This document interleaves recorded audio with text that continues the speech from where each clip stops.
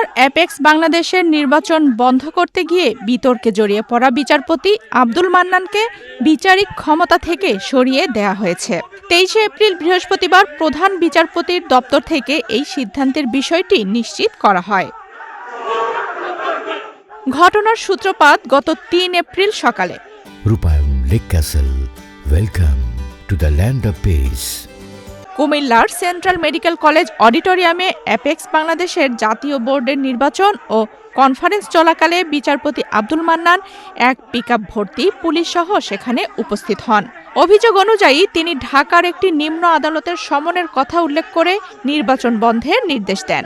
তবে নির্বাচন কমিশনের সদস্যরা তখন জানান তাদের কাছে আদালতের কোনো আনুষ্ঠানিক আদেশ পৌঁছায়নি। এ নিয়ে উভয় পক্ষের মধ্যে তীব্র বাকবিতণ্ডা শুরু হয়। পরে সামাজিক যোগাযোগ মাধ্যমে ছড়িয়ে পড়া একটি ভিডিওতে দেখা যায় বিচারপতি উপস্থিত সদস্যদের সঙ্গে উত্তপ্ত তর্কে জড়িয়ে পড়েছেন। পরিস্থিতি ক্রমেই উত্তেজনাপূর্ণ হয়ে উঠলে উপস্থিতদের মধ্যে থেকে ভুয়া ভুয়া স্লোগান শোনা যায়। পরিস্থিতি নিয়ন্ত্রণের বাইরে চলে যাওয়ার আশঙ্কায় দায়িত্বপ্রাপ্ত পুলিশ সদস্যরা বিচারপতিকে ঘিরে রাখেন এবং শেষ পর্যন্ত বিক্ষোভের মুখে তিনি অনুষ্ঠানস্থল ত্যাগ করেন।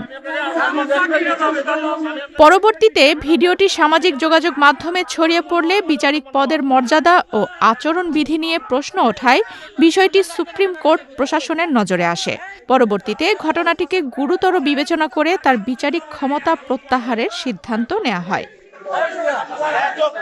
সুপ্রিম কোর্ট প্রশাসনের সাম্প্রতিক বেঞ্চ পুনর্গঠনের সময় তাকে কোনো বিচারিক দায়িত্ব দেওয়া হয়নি। পাশাপাশি কার্যতালিকা থেকেও তার নাম বাদ রাখা হয়েছে।